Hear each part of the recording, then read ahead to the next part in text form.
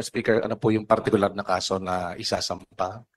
At sino-sino pa ho ang sasampahan ng kaso bukod kay Speaker Martin Romualdez? At kailan po ito isasampa? Sa aking pagkaalam, no, pwede akong i-correct nung aming mga abogado rito kung meron ako makaligtaan na pangalan. Number one, siyempre si Martin Romualdez. Pangalawa, itong si Saldico. Pangatlo, itong si Majority Leader Manix Dalipe ng Zamboanga. Bakit sila? Dahil po, una, wala pong nangyayari sa House of Representatives na hindi po alam ng Speaker of the House of Representatives. Lahat po yan may basbas ng Speaker. Wala pong gagalaw dyan kapag hindi po sinabi ng Speaker.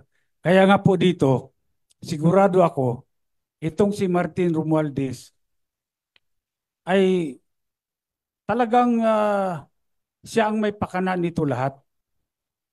Siya ho ang author nito. Ngayon, siyempre ako gusto ko rin magpasalamat kay Congresswoman Stella Kimbo. Dahil kung meron mang tunay na bayani dito, si Congresswoman Stella Kimbo. Dahil siya mismo ang umamin na maraming blanco ang BICAM report. Ngayon, bakit nagkaroon ng 241 billion na additional budget doon sa sa GAA na pinirmahan ng Pangulo? Ngayon, yung mga media, pwede rin nyo rin mag-request. Request nyo sa Kongreso kung mabigyan kayo ng kopya ng enrolled bill. Bakit mahalaga ang enrolled bill? Kasi dito natin makikita kung ang enrolled bill ba ay faithful reproduction kung ano yung inaprobahan ng Kongreso sa plenary. Dahil kung ito ay magkaiba, ay malaking problema yan. Hindi nila nilalabas yung enrolled bill. Ako may suspetsa. Anong problema? Ba't ayaw mong ilabas? Problema dyan, kung walang enrolled bill, yung liability magsishift, mapupunta sa Office of the President. Pinirmahan niya, walang enrolled bill. Sino naglagay ng blanco? Di sila. Kaya malaking problema. Siguro mabuti ilabas na nila yung enrolled bill para naman makumpare natin. Tama ba yan o pareho ba yan nung inaprobahan ng BICAM, inaprobahan ng plenary? Okay. Maidagdag ko lang sa laki ng problema nila, palagay ko that is the reason why sinulong nila kahit kapos na yung oras ng impeachment para matabunan ito. Para yun ang pag-usapan. Para yung oposisyon ang nasa defensive instead of us being on the offensive. Pero hindi po natin bibitawan ito kasi napakalaki talaga. 241 billion. Kaming mga ordinaryong tao, we cannot even begin to wrap our heads around that figure.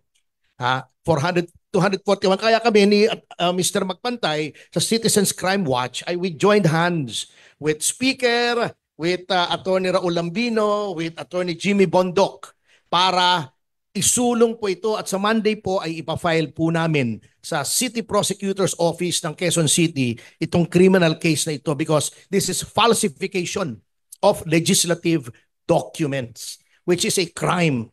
Krimen po ito. It is a crime not only under the revised penal code but in view of the amount involved, it is a crime against the Filipino people. Okay. Hello, good morning po. Noel po ng PTV News. Attorney Topacio, clarify ko lang kailan niya ipapasa yung pag-file, anong date? Sa Lunes po, itong darating na Lunes, February 10. Kung hindi ako nagkakamali, ako ay tama. Kong Alvarez, you have mentioned earlier that yung mga blank was filled out by the TWG of House of Representative and Senate. So do you have the names as well, sir? I-include mo rin ba sila sa pag-file? Mapapasama yan sila siguro sa Jando. For soundbite lang po, sir, pag-explain further yung dyan. Ito po yung mga hindi natin pinapangalanan ngayon, no, sa complaint. Pero later on, lalabas din yung mga pangalan nila. Po sa kaalaman ng lahat. Ano po ba ang pagkakaiba nito sa isinusulong na complaint nila Congressman Ungab? Para po magkaintindihan tayong lahat. Salamat po, sir. Yung complaint po na sinusulong nila Congressman Ungab, petition po yun sa Supreme Court to declare the 2025 General Appropriations Act unconstitutional. Ito po yung sinusulong namin dito ay yung criminal case laban po kay Martin Romualdez, Manix Dalipe, Saldico. Yun po. One more question from me. Para kay Kong Alvarez, kung mayroon po bang mga congressman din na nag-express to support this filing of case? To be honest about it, sa ngayon, wala pa. Wala pa. Kasi dahil malaki rin yung mawawala, no? Wala ng AKAP, no? So walang gustong sumama talaga. Parang Lone Ranger to. Well, una-una, i-clarify ko rin lang, dahil si Ferdy at ako, pareho kaming abogado ng Citizens Crime Watch noon pa nung nandiyan pa si Dante, buhay pa si Dante Jimenez. Ito sana si Ferdy yung kandidatong senador ng PDP. At sa totoo lang, dahil sa Davao, ando doon si Speaker Alvarez na siyang pinuno ng reforma. Ninominate ko siya na kandidatong senador for PDP. Pinasumpa ko sa PDP. Pero nabaliktad, sabi niya sa akin, partner, hindi ko maiwanan yung legal profession ko at saka Citizens Crime Watch. Ikaw na lang yung isusubo ko dyan. So nasubo ako dito sa Senado.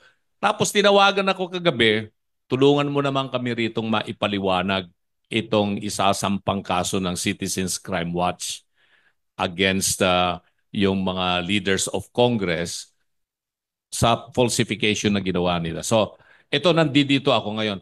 Maliwanag kasi yung sinabi nga ni Speaker Alvarez kanina na parang heroin si Congresswoman Estela Kimbo kasi umamin siya na talagang ang nag-insert ay mga technical staff ng House or even the Senate. So that is practically already an admission.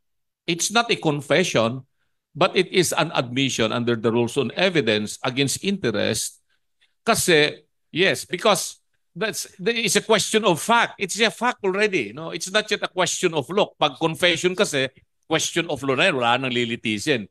But she has admitted that indeed, may mga blanco dito sa sinasabing BICAM report. So yun ay maliwanag na malaking basihan ito para umusad itong kaso na sinabi nga ni Attorney Bondoc, falsification of legislative documents. At iyan ay nandoon sa ating revised penal code yan. There may be other cases later on that would still come up. Depende na po yan sa makakalap na mga ebidensya kasi katulad ng sinabi ni Speaker Bebot, ay wala pang binibigay na kopya ng enrolled bill na GAA.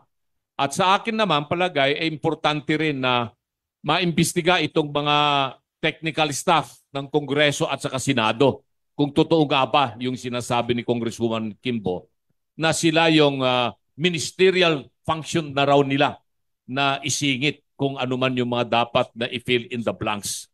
Upon the instruction by whom? Yan ang ating tatanungin. Sino nagbigay ng instruction? Siyempre alam na rin natin kung sino nagbigay. Nasabi na ni Speaker Bebot. And these are the personalities that will be included in the complaint that will be filed together with the non-identifiable personalities na pinapangalanan ngayon na John Doe and Jane Doe. So marami pang mga pangalan dito na mga sasama later on. Thank you. So ayan po mga kababayan, no, ay kakasuhan na po nila dating Speaker Bebot Alvarez, nila Attorney Topacio ng grupong Citizens sa Crime Watch, itong si Speaker Romualdez, si Congressman